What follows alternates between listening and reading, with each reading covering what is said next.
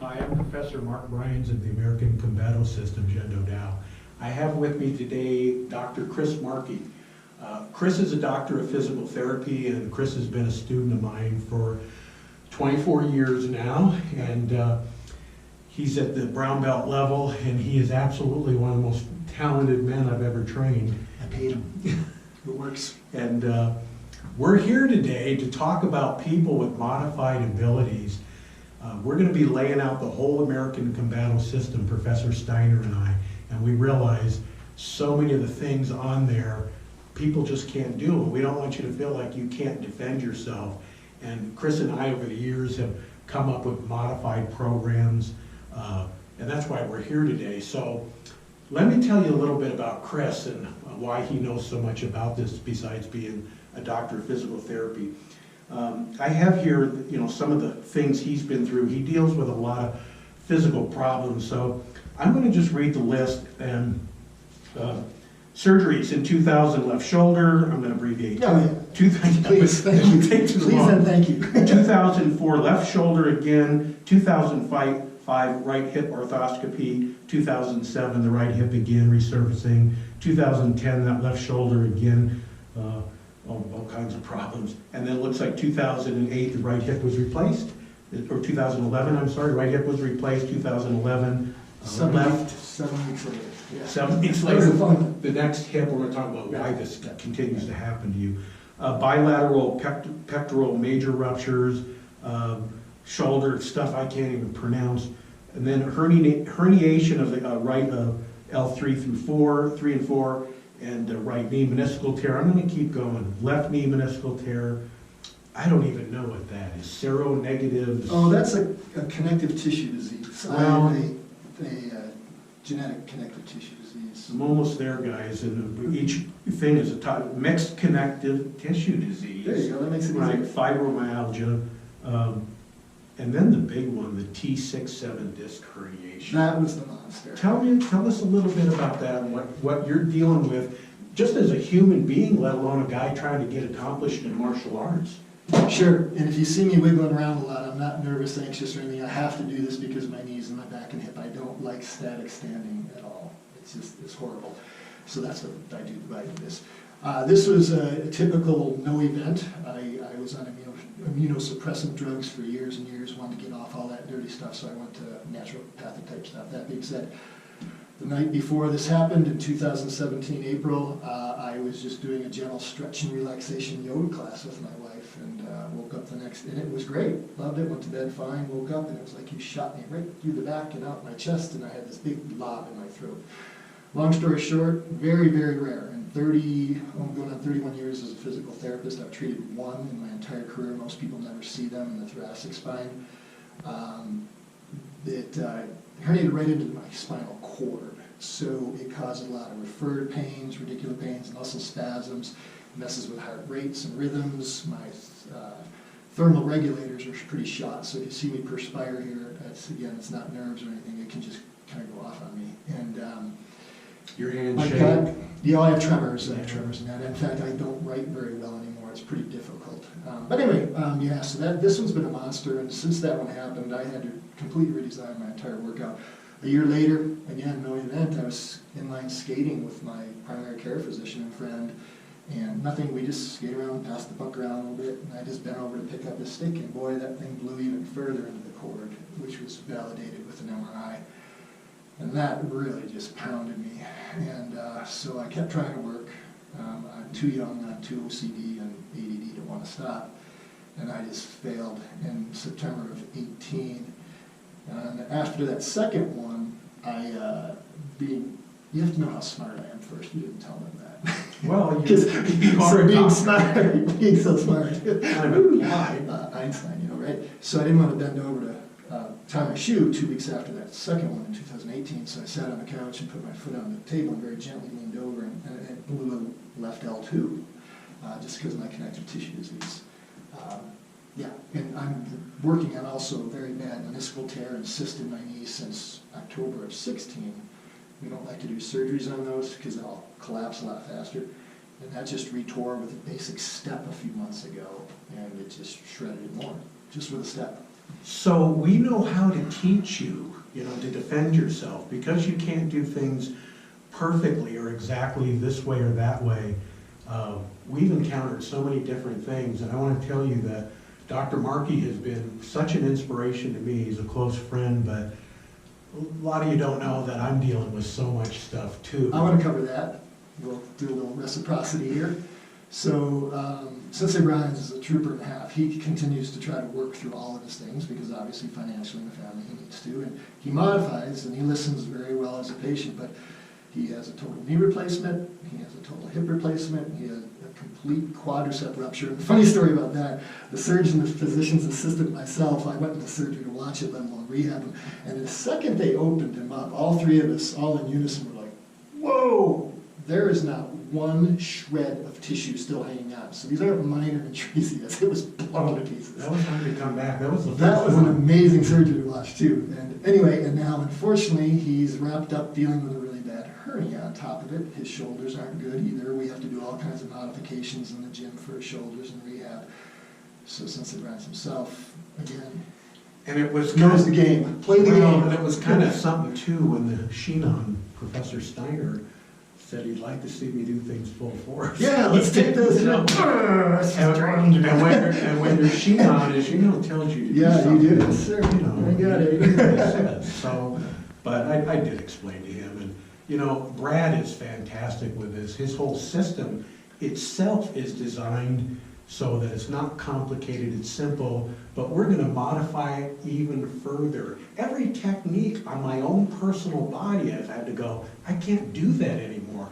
And you as well, and that's where we're going. And the thing I want to speak on, huge praises for Mark, is that I know how to modify, like right now, the most I can do, I mean, there's some periods of time I can't even go in the dojo. Right now, I'm 10 or 15 minutes in the back of the room, 20 to 30% of the repetitions, 20% of the intensity. Sometimes I'll strike bob, which I like, because actually throwing a strike and trying to decelerate it, not so good. But that being said, even if I know that I'm calming down, Mark will say, Chris, you're timed out, you're good, let's not hurt yourself today. So the reason I bring that up is, as anybody that would be a subscriber or viewer and engaged in this whole journey, Sensei Brian is wonderful on making sure. He does it with all those people that he trains in the gym as a trainer, one of the safest trainers I've seen. And he deals with all ages, interacts with them, gets their histories, even comes and asks me, hey, what do you think? So he's somebody I very much trust to modify down versus some of these martial arts where they still kind of like I said, want to kind of show you on the mat, like we're not going to do that with modified individuals that we're dealing with in this scenario. So now that you know a little bit about us and our backgrounds and what we're dealing with, here is the first place you have to go, and it's not an easy thing, it takes time, your attitude. I mean, Chris was a top-notch beast of a bodybuilder, all the things I could do in powerlifting and over a 500-pound squat. Yeah, thank you. Hey, that's huge. I didn't squat 500. I was just big. But we talked about before how when this process started of breaking down that you had this list, we had this list of things we could do, and then pretty soon that list was, you couldn't do everything in it. But now it's at the point with me, and I know you especially, that it's a matter of what can I do, and the list is this big. And if I had the old attitude of, but there's still a list. I can't do it, I can't do this, and I can't do this, right, there's still a list. But if your attitude is, I must be big, I must be fast, and why must you be this? You've got to adjust your attitude, people. Oh, 100%, yeah.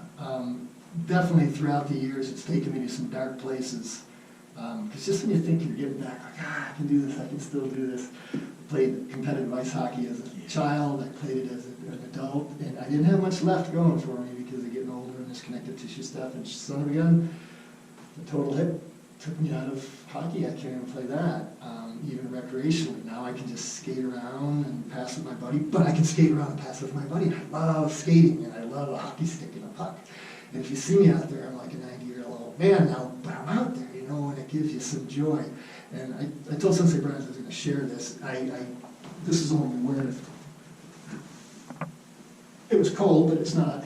And I do things personally for myself like this. I'm not saying that, I'm not trying to preach to anybody, but because it does get me down, my friends and family know what I like. I wear shirts like that. Grateful, right? Come to me with a complaint, or I can't do this or that. All right, I'd love to address that with you, and working with you, that's great. But when you do, bring one thing you're grateful for. I have another shirt that, since I play hockey, it's a little hockey guy on there, and it says, have an ice day, right? Try to think positive. And you're still going to have the dark days. I still do, but, I tell my doctors, I have a balance beam. I do too little. If I sit around all day, it's not going to do me any good. It hurts really, really bad. Yes. But if I overdo it, same for Sensei Brian's, if we overdo it, it's just as bad. And every year that balance beam is just getting more and more narrow, and you're thinking, when am I going to be on the tightrope with the Walendas over that big volcano? But I love my wife, I love my life, I love my family and good friends. I'm not thumping God as my Savior, as it is for Sensei Brian's Jesus Christ, as well. yes.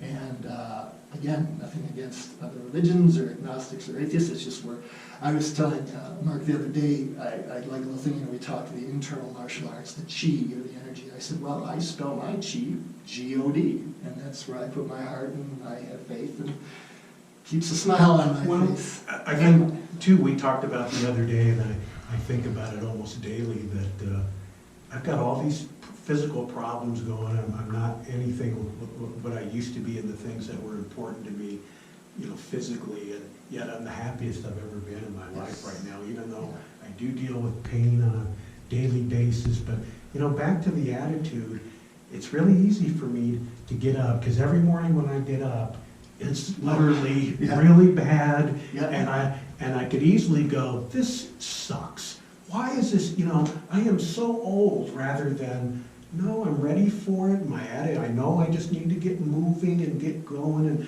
I got things to do today, and life is wonderful because of the attitude shift. Well, when I'll tell my wife, and she knows my wife is just the best of the best, so if you tell me your wife is the best, I know you're lying. Anyway, that being said, you too.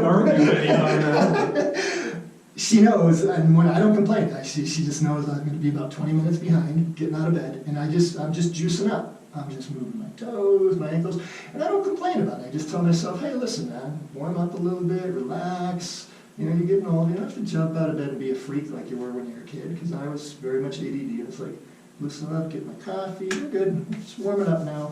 Let me go get the coffee so I can move a little bit to warm up. It's all good. It's all good. I'll be there. Hey, give me about 20 minutes. I'll be there. Right. I want to wind up this presentation right now with Professor Steiner really taught me so much about how thinking affects behavior, and how thinking affects your mood, and how to change thinking. And he really applied this to the martial arts, and we apply it to training of students. So I'm really excited to be expanding upon this, because what we're talking about, attitude, is mindset, how you think about something. And sometimes we think a certain way, and it just causes us distress. You people out there who think you couldn't defend yourself because you can't be an MMA fighter, or you're not in your prime, you're wrong. You can learn to defend yourself. Just because you're not as strong as the next guy or can't do what he can do, Dr. Markey and I are going to show you how. One thing I will add, because I can't stop talking. Shut up, Markey. Well, this is like our fourth take. Yeah. They all went too long. It's the big mouth of the our squirrel. producer over there was going, come on, guys, let's do this, wrap this up. I like to use the term with my patients, because when you start saying you feel like you're the only one, that's why sometimes these rehab groups are really good. Is a saying, I don't know where I picked it up from, but when you think you're the only one, just remember you are unique, just like everybody else. Let that sink in. all right, we'll see you next time. Take care.